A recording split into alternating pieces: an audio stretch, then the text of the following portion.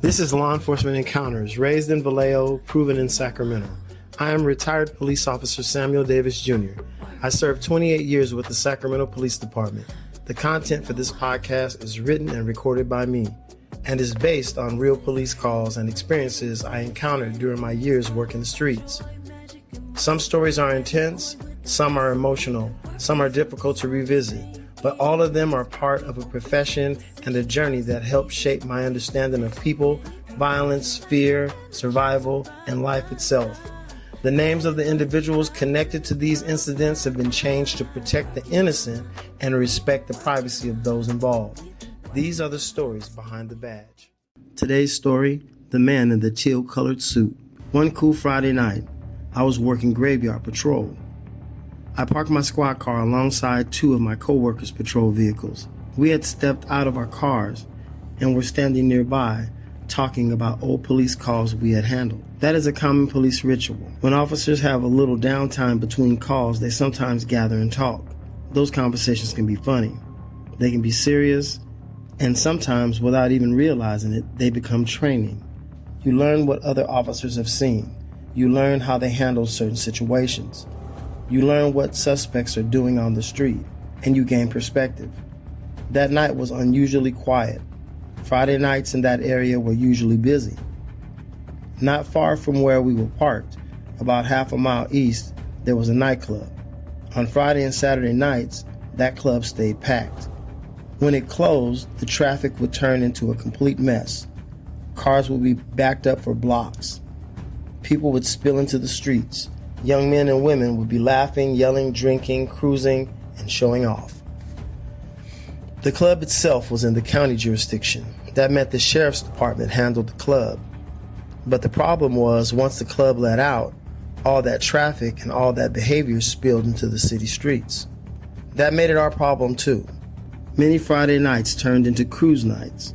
We would sometimes be out there until 3 or 4 in the morning, blocking traffic, stopping cars, and trying to keep the peace. That night, my co-workers and I were parked near the line that separated the city from the county. We were waiting for the club crowd to let out. Until then, we talked, listened to the police radio, and enjoyed the calm while we had it. Then sometime around midnight, everything changed. While monitoring the sheriff's radio channel, we heard their dispatcher send units to a shooting call. The shooting had happened at that nightclub. Almost immediately, we heard sirens. They got closer and closer. Sheriff's patrol cars flew past us with their red lights flashing. Their sirens cut through the cold night air. One after another, they turned right towards the nightclub. Then the suspect description came out. The suspect was described as an African-American male, about 6 feet tall, approximately 180 pounds. But what stood out most was what he was wearing, a teal-colored suit, black shoes. When I heard that description, I thought to myself, no one had seen him leave in a car. My coworkers and I talked quickly and came to the same conclusion. If he was still nearby, he might be walking away from the scene. We positioned ourselves so we could watch from 3 different angles. We stayed alert. We knew there was a chance he could be coming our way. More sheriff units continued to rush past us towards the club. For some reason, I decided to visually follow the 4th sheriff patrol car as it passed. I don't know exactly why I did that. Maybe it was instinct, maybe it was experience. Maybe it was that feeling police officers get sometimes when something does not feel right. And that 4th patrol car passed us and turned towards the club. I looked just to the left of that, and that's when I saw him. Walking down the street, going the opposite direction of the sheriff's cars, was a man in a teal-colored suit. He was about 50 or 60 yards away. He was walking towards us through the cold night air. He could not see us because the side of a building was blocking his view, but we could see him clearly. He walked a few steps, then he looked over his shoulder. He walked a few more steps, then he looked over his shoulder again. He did this 5 or 6 times as the sheriff units continued to race past him. He was an African-American male. He had on black shoes. He was wearing a teal-colored suit. If this was not the suspect, then he was the closest match I'd ever seen. In my mind, I believe we had him. Now we had to handle it the right way. As he got closer, I could still hear sirens down the street near the nightclub. The man in the teal-colored suit stopped at the crosswalk. When the light turned green, he crossed the street. As he walked, he kept looking around. Then I noticed something else. He appeared to be stuffing something into his waistband. I did not know what that was, but I knew I could not take my eyes off of him, not one bit. If this was the shooting suspect, he could be nervous. He could be scared. He could be in shock. And a scared person with a gun can make a very bad decision very quickly. As he continued towards us, I watched him struggle to keep whatever was in his waistband concealed. My coworkers and I moved in. We drove up on him, got out of our vehicles, and drew our handguns. Before approaching him, we had already formed a plan. In a serious situation like that, confusion can get someone hurt or killed. So we decided that only one officer would give commands. That officer would be me. I began giving orders. Put your hands in the air. At that moment, everything seemed to slow down. My training took over. My experience took over. My focus locked completely on the man in the teal-colored suit. Put your hands in the air, I repeated. He raised his hands above his head. That was good. But the situation was not over. The man was wanted in a connection with a double shooting. One victim was in critical condition. Another had been taken to the hospital. We could not afford a mistake. One wrong move could cost someone their life. I kept telling myself one word: focus. My adrenaline was pumping, my breathing was heavy, but I worked to control it. I kept my eyes on him. I gave clear commands. I made sure he could hear me.